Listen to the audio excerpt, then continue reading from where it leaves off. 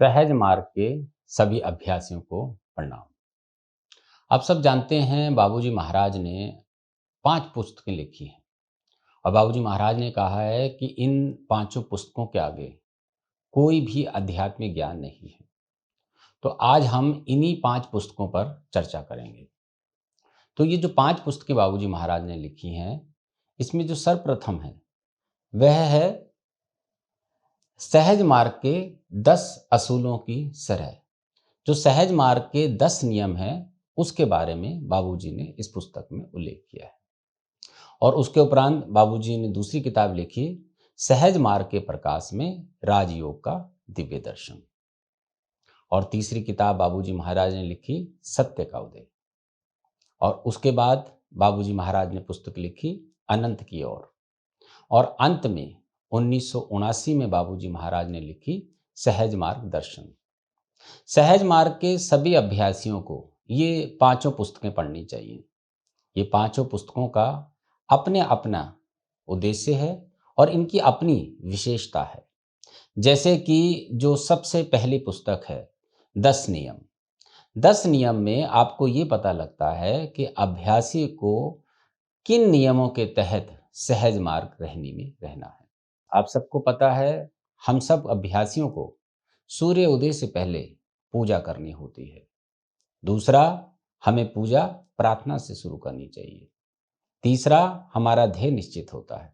तो इसी प्रकार की जितनी भी बातें हैं, वह सब बाबूजी महाराज ने इन पांचों पुस्तकों में दी हैं। तो जो पहली पुस्तक है, उसमें हमारे सारे नियम आ जाते हैं। और जो दूसरी पुस्तक है, जो राजयोग का दिव्य दर्शन है, उसमें बाबूजी महाराज बताते हैं कि हम किस तरह से आध्यात्मिक क्षेत्रों को पार करते हैं।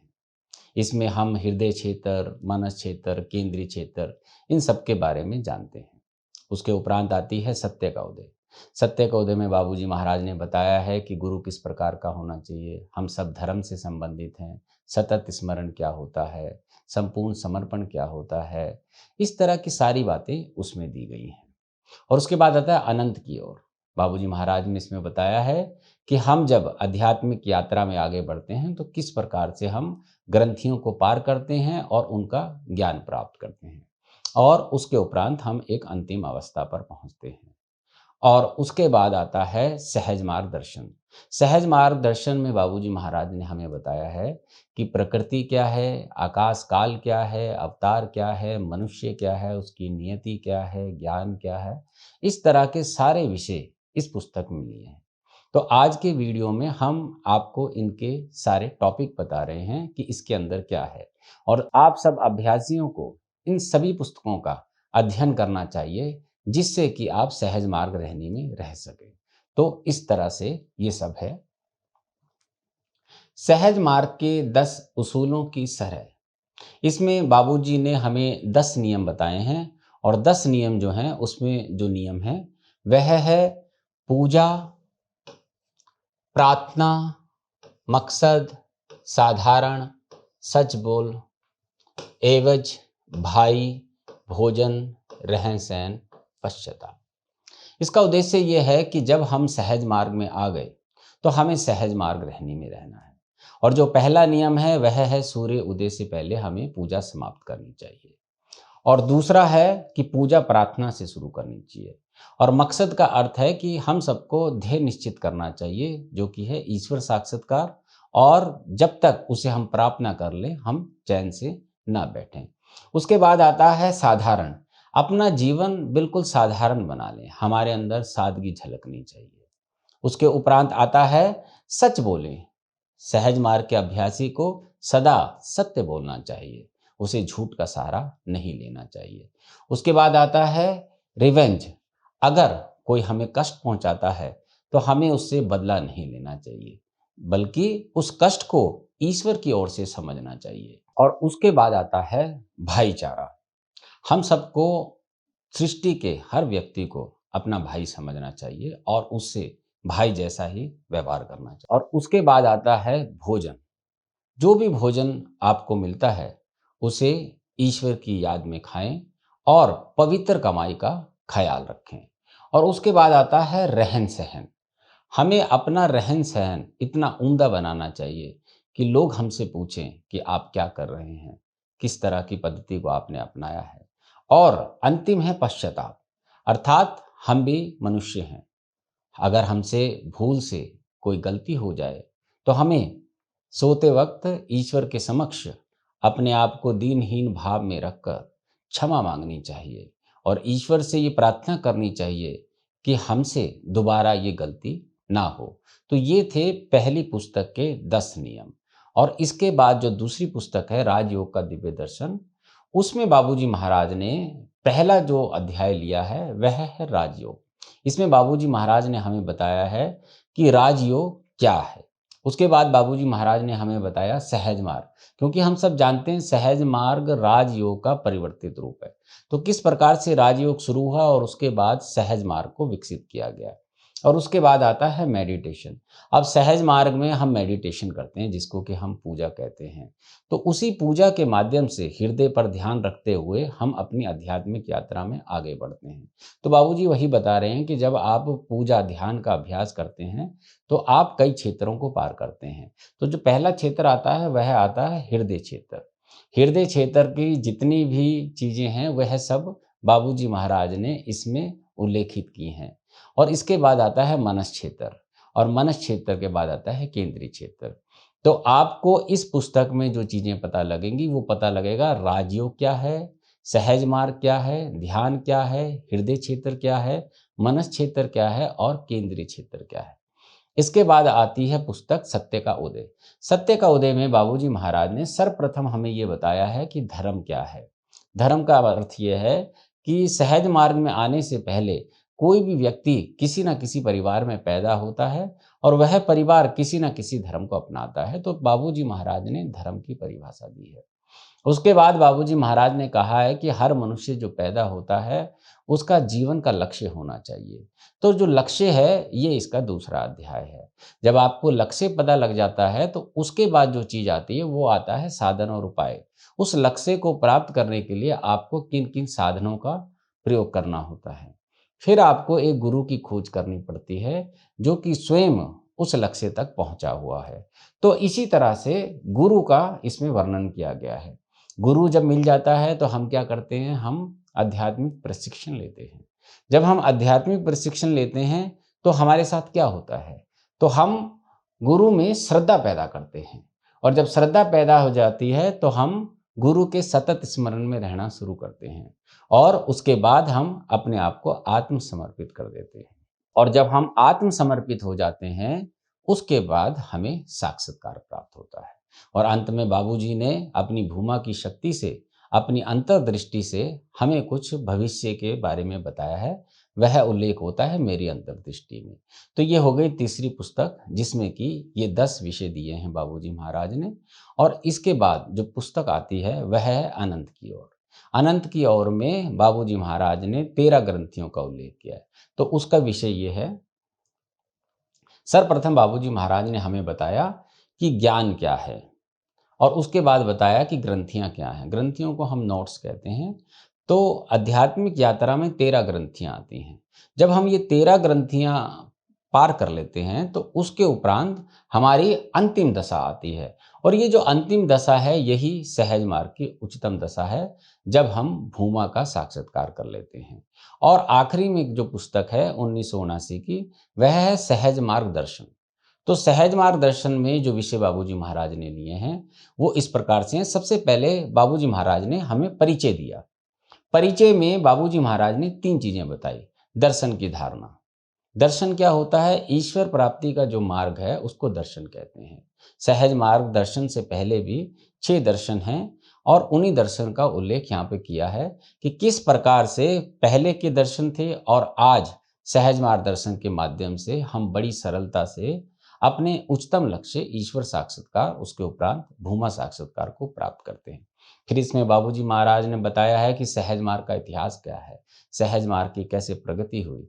और उसके बाद बाबूजी महाराज ने बताया कि सहज मार्ग की विशेष बातें क्या है, हर मनुष्य को सहज मार्ग क्यों अपनाना चाहिए, उसमें क्या विशेष है जिससे कि हम उच्चतम लक्ष्य तक पहुंच जाते हैं। तो ये है पहला अध्याय जिसको कि परिचय कहा जाता है। उसके बाद है वास्तविकता। वास्तविकता में बाबूजी महाराज ने बताया है कि इस सृष्टि में जो गतिहीन और गतिशील पहलू हैं वो क्या क्या हैं।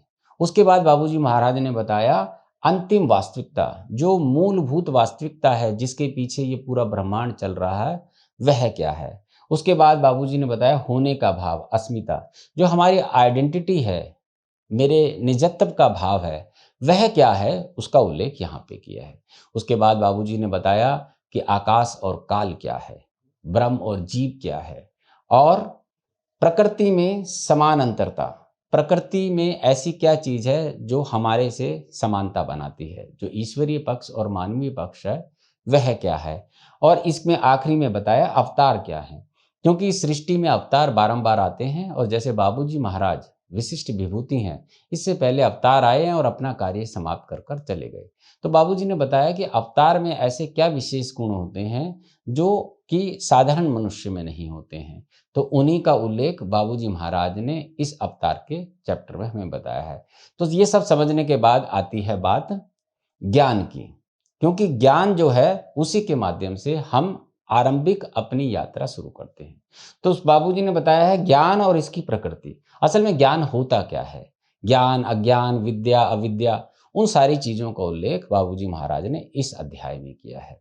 और उसके बाद आता है उपाय, तर्क, श्रुति और अनुभव, क्योंकि ज्ञान प्राप्त करने के लिए हमें तर्क करना पड़ता है और हमें श्रुति और हमें अनुभव करना पड़ता है।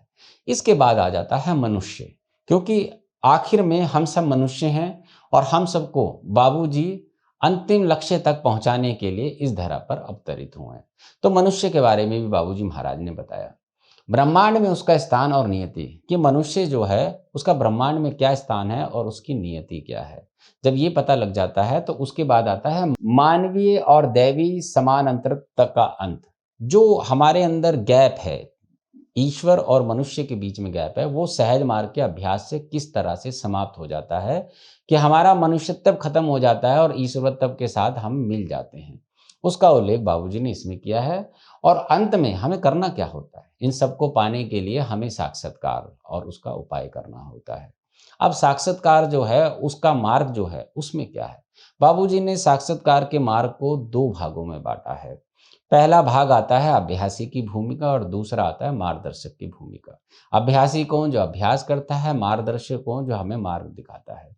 तो जो अभ्यासी की भूमिका है उसमें जो पहली चीज बाबूजी ने बताई है वो बताई है हमें वैराग। तो हमें अपने भीतर जब वैराग पैदा होता है उसका कैसे अनुभव होता है और वैराग क्या है, वो चीज़ बाबूजी ने इसमें बताई है। फिर दूसरा बताया हमें ध्यान, और उसके बाद बताया है ध्यान के पूर्व तैयारी, और उसके बाद बताया है प्रार्थना, प्रार्थना के बाद सतत स्मरण, और सतत स्मरण के बाद हम भक्ति में आ जाते हैं और अंत में हम अपने आप को पूर्ण रूप से बाबूजी को समर्पित कर देते हैं। तो ये चीजें हैं अभ्यासी की भूमिका की। सहज मार्ग का जो भी अभ्यासी है उसमें ये सारे गुण होने चाहिए। वैराग उसके अंदर होना चाहिए, ध्यान उसे करना है, ध्यान के पूर्व तैयारी करनी है, उसको प्रार्थना करनी है, भक्ति करनी है, सतत स्मरण में रहना है, समर्पण करना है। ये सब जो है अभ्यासी को करना पड़ेगा अगर उसको उच्चतम लक्ष्य को प्राप्त करना है। फिर बाबूजी ने बताया है कि जो अभ्यासियों का स्तर ऊपर हो जाता है वो जब मार्गदर्शक के रूप में कार्य करते हैं तो उन्हें क्या करना है। तो उसके लिए बाबूजी ने बताया गुरु और उसका कार्य, जो मार्गदर्शक है, जो गुरु है, वो किस प्रकार का होना चाहिए और उसके क्या क्या कार्य हैं, क्या क्या उसके फंक्शंस हैं। और इसमें हम प्रयोग किस चीज़ का लेते हैं, हम लेते हैं प्राणाहुति का। असल में सहज मार्ग की जो विशेषता है वह है प्राणाहुति है, क्योंकि अन्य सभी दर्शनों में प्राणाहुति नहीं है। प्राणाहुति केवल बाबूजी महाराज के सहज मार्ग में है, जो हमारी मदद करती है, हमारी आध्यात्मिक प्रगति में है। तो इस प्रकार से बाबूजी महाराज ने गुरु के बारे में बताया, उसका कार्य बताया और प्राणाहुति क्या है वह बताया। और अंत में जब हमारी पूरी यात्रा पूरी हो जाती है तो उसमें क्या क्या क्रम आते हैं वो सारी चीजें इसमें बताई हैं। जैसे आप सबको पता ही है, सबसे भारी क्षेत्र हृदय क्षेत्र होता है, उसके बाद मनस क्षेत्र होता है, केंद्रीय क्षेत्र होता है। मनस क्षेत्र को भी दो भागों में बांटा जा सकता है, वह है हिरण्यगर्भ और ईश्वरीय प्रदेश। तो इस प्रकार से तीन क्षेत्रों का जो सारा उल्लेख है उनको हम पार करते हुए अपने अंतिम लक्ष्य भूमा तक पहुंचते हैं, जो कि केंद्र है। तो जब 7 प्रकाश के वृत्त हम पार करते हैं, अंत में जो केंद्र है वही भूमा की शक्ति है और वही बाबूजी महाराज हैं। बाबूजी महाराज भूमा की शक्ति लेकर आए हैं और हम सब अभ्यासियों को ईश्वर साक्षात्कार कराने के लिए ही उनका अवतरण इस धरा पे हुआ है। तो अब हम सब अभ्यासियों को करना क्या है? हमें नियमित रूप से अभ्यास करना है, सहज मार्ग रहनी में रहना है जो कि 10 नियम में बताया गया है, और सत्य के उदय में जो 10 बिंदु बताए हैं उन बिंदुओं पे हमें जीने का प्रयास करना है। और आध्यात्मिक उपलब्धियां हमें क्या क्या प्राप्त होंगी वो राजयोग के दिव्य दर्शन में जानना है। और जो 13 ग्रंथियों का ज्ञान है वह हमें मिलेगा अनंत की और पुस्तक में। और जो अंतिम पुस्तक है सहज मार्ग दर्शन, उसमें आपको पता लगता है ये सृष्टि कैसे बनी है, अवतार कौन होते हैं, आकाश क्या है, काल क्या है, मनुष्य क्या है, सहज मार्ग के अभ्यासी के क्या क्या भूमिका है, ये सारी चीज़ें आपको पता लगती हैं। तो आज हमने आपको पांचों पुस्तकों का संक्षिप्त विवरण दिया है और हम आशा करते हैं कि आप इससे प्रेरित होकर इन पांचों पुस्तकों का अध्ययन करेंगे और साथ में नियमित रूप से सहज मार्ग का अभ्यास करेंगे।